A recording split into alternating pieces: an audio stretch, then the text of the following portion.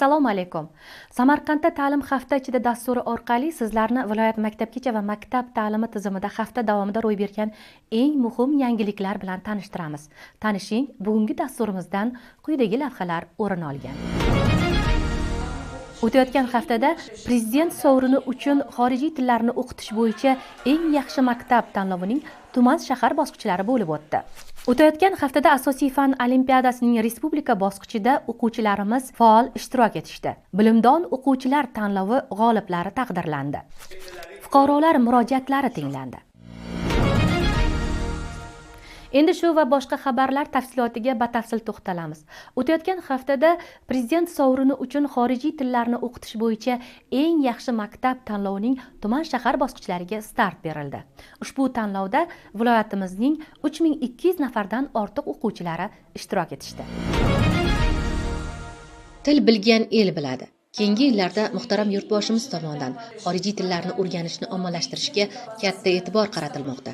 Til o'rganish bo'yicha bir qator me'yoriy hujjatlarning qabul qilinishi, til o'rgangan yoshlarimiz uchun turli imtiyozlarning yaratilishi shular jumlasidandir. Xorijiy tillarni o'qitish bo'yicha eng yaxshi maktab tanlovining o'tkazilishi ham yoshlarimizning o'z imkoniyatlarini namoyon qilishda, shuningdek xorijiy tillarni puxta o'rganishga bo'lgan ishtiyoqini oshirishga xizmat qilmoqda. Tanlovning Samarqand shahar bosqichi ochilish marosimida viloyat maktabgacha va maktab ta'lim boshqarmasi boshlig'i Muzaffar Hamdamov ishtirok etib, barcha qatnashchilarga omad tiladi. Jarayonlarda viloyat bo'yicha 16 ta tuman shaharlardan jami 3200 nafardan ortiq o'quvchi yoshlar bilimlarini sinovdan o'tkazdi. Eslatib o'tamiz, tanlovda 1-chi, 2-chi, 3-chi o'rinlarni egallab, sovrindorlar safidan o'rin olgan maktablar mos ravishda 100 million, 75 million, 50 million so'm miqdorida O'zbekiston Respublikasi Prezidentining sovrinini qo'lga kiritishga muvaffaq bo'ladilar. O'tayotgan haftada respublikamizning 5 ta viloyati hamda Qoraqalpog'iston Respublikasida asosiy fan olimpiadasining respublika bosqichi bo'lib o'tdi. Bellashuvlarda tanlovning viloyat bosqichida 1-chi, 2-chi, 3-chi o'rinni egallagan o'quvchi yoshlar ishtirok etishdi. Olimpiada natijalariga ko'ra Surxondaryo viloyatida o'tkazilgan davlat va huquq asoslari fanidan asosiy fan olimpiadasining respublika bosqichida Oqdaryo tumanidagi 45-chi umumta'lim maktabining 11-sinf o'quvchisi Dilora Hoshimova faxrli 3-o'rinni, Navoiy viloyatida o'tkazilgan tojik tili va adabiyoti fanidan asosiy fan olimpiadasining respublika bosqichida Samarqand tumanidagi 43-chi umumta'lim maktabining o'quvchisi Izzatulla Nigmatov faxrli 3-o'rinni egallashdi. O'quvchilarimizni ushbu yutuqlari bilan tabriklaymiz va kelgusi ishlariga omadlar tilaymiz. O'tayotgan haftada Samarqand shahridagi 59-chi Nurli maskan ko'zi ojiz va zaif ko'ruvchi bolalar uchun ixtisoslashgan maktab internatida asosiy fan olimpiadasining respublika bosqichi bo'lib o'tdi. Olimpiadaning hududiy bosqichida g'oliblikni qo'lga kiritgan ko'zi ojiz bolalar uchun ixtisoslashtirilgan maktab internatlarining 145 nafar 11-sinf o'quvchilari matematika, ona tili va adabiyoti, rus tili va adabiyoti hamda tarix fanlaridan bilimlarni sinovdan o'tkazdi.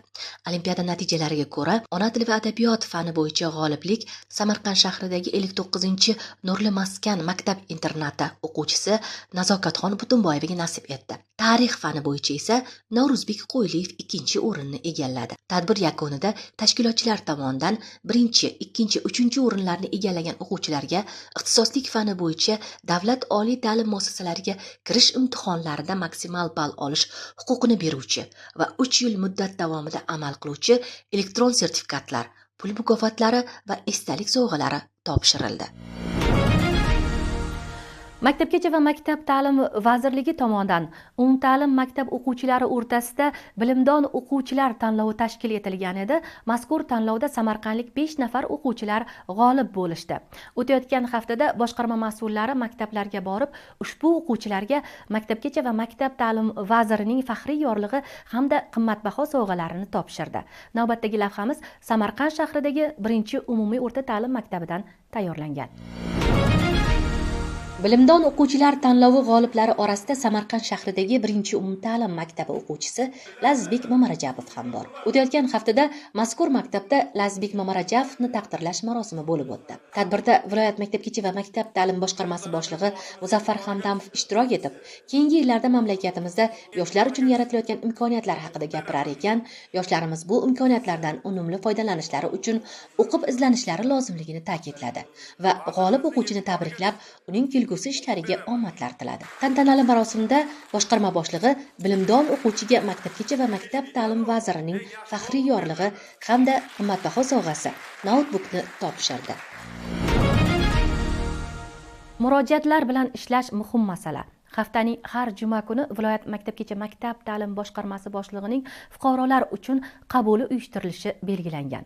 Shu munosabat bilan boshqarma boshlig'i fuqarolarni qabul qilib, ularning murojaatlarini eshitdi.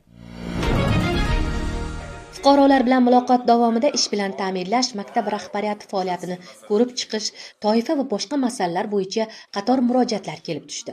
Boshqarma boshlig'i kelib tushgan murojaatlarni qonuniy ko'rib chiqish va hal etish bo'yicha mas'ullarga topshiriqlar berdi. O'tayotgan hafta viloyat maktabgacha va maktab ta'lim boshqarmasi uchun yangiliklarga boy bo'ldi. Jumladan 2 nafar nurobodlik o'quvchi yosh kitobxon tanlovining respublika bosqichida g'olib bo'lishdi. Yosh kitobxon tanlovining 10-14 yosh toifasi bo'yicha Nurobod tumani 4-umumta'lim maktabining o'quvchisi Gulmira Norpo'latova 2-o'rinni olgan bo'lsa, tanlovning 15-19 yosh toifasidagi bellashuvlarda tumandagi 49-umumta'lim maktabi o'quvchisi Mohinur Muxtorova 3-o'rinni qo'lga kiritdi. O'quvchilarimizni erishgan yutuqlari bilan tabriklaymiz va kelgusi o'qishlarida omadlar tilaymiz. Sizlarga yetkazmoqchi bo'lgan xabarlarimiz shulardan iborat edi. Dasturimiz so'ngida Samarqand viloyat maktabgacha maktab ta'limi jamoasi nomidan barchangizni muborak Ramazon hayiti bilan chin yurakdan muborakbod etaman. Barchangizni xonadoningizga tinchlik, omonlik va sog'lik, salomatlik tilayman. Omon bo'ling.